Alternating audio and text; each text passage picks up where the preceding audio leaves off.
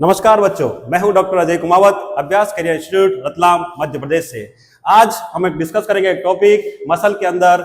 Muscle जो है वो बहुत सारे मसल बंडल से मिलकर बनी होती है। मसल बंडल जो है वो बहुत सारे मसल फाइबर से मिलकर बना होता है और मसल फाइबर जो है वो बहुत सारे मायोफिलामेंट से मिलकर बना होता है। तो अपन उसी मायोफिलामेंट का स्ट्रक्चर आज पढ़ेंगे। एक मायोफिलामेंट की अपन बात करें तो ये मायोफिलामेंट जो है ये बहुत सारे एक्टिन और मायोसिन से मिलकर बना होता है। यानी मायोफिलामेंट के अंदर प्रेजेंट होते हैं एक्टिन और मायोसिन। अब ये इस प्रकार से अरेंज होते हैं इसके अंदर कि अपने को एक डार्क बैंड दिखता है, एक लाइट बैंड दिखता है, एक डार्क बैंड दिखता है, एक लाइट बैंड दिखता है। अब ऐसा क्यों दिखता है अपने को डार्क और लाइट? ये दिखता है एक्टिन और मायोसिन की वजह से। इनकी वजह से भी क्यों दिखता है? क्योंकि एक होता है थिक फिलामेंट और एक होता है थिन फिलामेंट। कौन सा थिक फिलामेंट होता है? तो मायोसिन जो होता है वो थिक फिलामेंट होता है और एक्टिन जो होता है वो थिन फिलामेंट होता है। मायोसिन जहां जहां तक प्रेजेंट होंगे वो सारा एरिया जो है आपको डार्क दिखाई देगा। क्यों? क्योंकि वो मोटे हैं तो वो एरिया पूरा गहरा हो जाएगा, वो वहां पर ज्यादा कलर देगा, वो बैंड आपको डार्क दिखाई देगा। अब जहां पर थिन फिलामेंट होंगे, थिन फिलामेंट कौन से? एक्टिन थिन होते हैं तो वहां का कलर जो है आपको हल्का दिखाई देगा, तो उस बैंड को अपन बोल देते हैं लाइट बैंड। दो तरह के बैंड हो जाएंगे भाई, एक हो जाएगा डार्क बैंड, एक हो जाएगा लाइट बैंड। डार्क बैंड कहां से लेकर कहां तक? तो जहां जहां तक मायोसिन फैला हुआ है, जहां जहां तक मायोसिन फैला हुआ है उस बैंड को अपन बोल देते हैं डार्क बैंड। उस बैंड को अपन क्या बोल देते हैं? Dark band. और इसके अलावा जो दूसरा बैंड होगा अपना ये वाला बैंड जो हो जाएगा इसको अपन बोलेंगे लाइट बैंड। तो दो तरह के बैंड अपने को देखने को मिल गया, एक तो डार्क बैंड और दूसरा कौन सा? Light band. इन्हीं का एक नाम और होता है, डार्क बैंड को ही एक और बैंड अपन बोलते हैं। देखो डार्क बैंड के अंदर मायोसिन भी है, उसके अलावा कुछ पार्ट जो है वो एक्टिन का भी आ रहा है। जबकि अपन लाइट बैंड की बात करें तो इसके अंदर केवल और केवल आपको क्या दिखेगा? एक्टिन। यानी ये पूरा एक जैसा बैंड आपको दिख रहा है। लाइट बैंड जो है वो पूरा आपको एक जैसा दिख रहा है। एक जैसे कोई अपन बोलते हैं आइसो मतलब एक जैसा। तो इसीलिए डार्क बैंड का एक नाम और हो जाता है, इसे ही अपन बोल देते हैं आइसोट्रोपिक बैंड। इसे ही अपन क्या बोल देते हैं? Isotropic band. इसी का एक नाम और हो जाता है आइसोट्रोपिक बैंड। वही बात करें अपन डार्क बैंड की, तो डार्क बैंड जो है, डार्क बैंड के अंदर देखो मायोसिन भी दिख रहा है और साथ में एक्टिन भी दिख रहा है। ये पूरा एक जैसा नहीं है, मायोसिन के साथ साथ ही कुछ पार्ट एक्टिन का भी आ रहा है, तो इसको अपन बोल देंगे एनाइसोट्रोपिक बैंड। इसको अपन क्या बोल देंगे? Anisotropic band. अच्छा, इसी से अपन ने नाम ले लिया, एनाइसोट्रोपिक से अपन ने क्या ले लिया?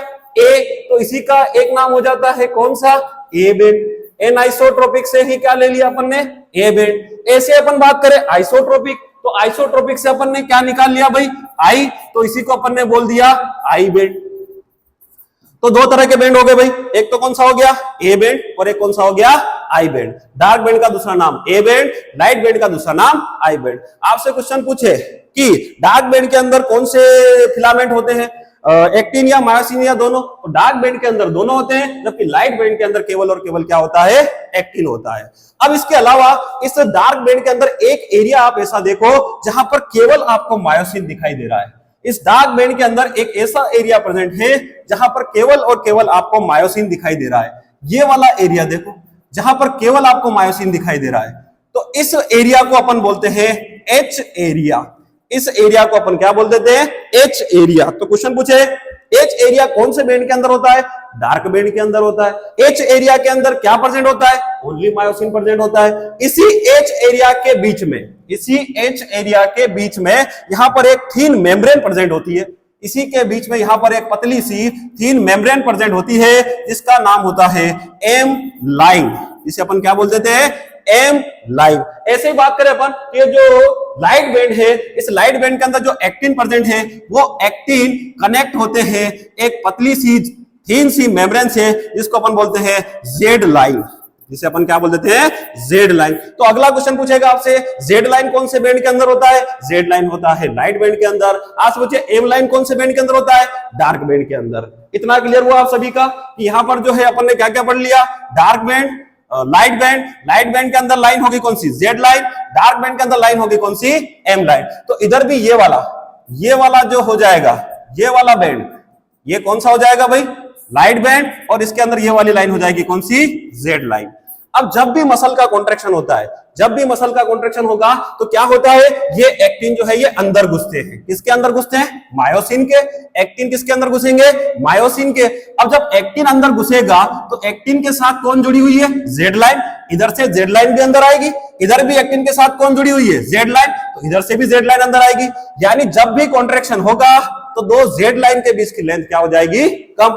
इसी दो जेड लाइन के बीच की लेंथ को अपन बोलते हैं यूनिट ऑफ कॉन्ट्रैक्शन। यानी अगर इसके बीच की लेंथ कम हो रही है तो मसल का कॉन्ट्रैक्शन हो रहा है। सर ऐसा क्यों, देखो अगर दो जेड लाइन के बीच की लेंथ कम होगी तो ये जो मायोफिलामेंट है इसकी लेंथ भी कम हो जाएगी, और मायोफिलामेंट किसके अंदर प्रेजेंट है, मसल फाइबर के अंदर, तो मसल फाइबर की लेंथ भी क्या हो जाएगी, कम हो जाएगी। मसल फाइबर किसके अंदर प्रेजेंट है, मसल बंडल के अंदर, तो मसल बंडल की लेंथ भी क्या हो जाएगी, कम हो जाएगी। और मसल बंडल किसके अंदर प्रेजेंट है, मसल के अंदर, तो मसल की लेंथ भी क्या हो जाएगी, कम हो जाएगी। यानी मसल का क्या हो जाएगा, कॉन्ट्रैक्शन। तो एक्चुअल में कॉन्ट्रैक्शन जो हो रहा है वो किसके बीच में हो रहा है, दो जेड लाइन के बीच में हो रहा है। इसीलिए दो जेड लाइन के बीच की लेंथ, इसे अपन बोलते हैं यूनिट ऑफ कॉन्ट्रैक्शन। क्या कहते हैं इसको, यूनिट ऑफ कॉन्ट्रैक्शन।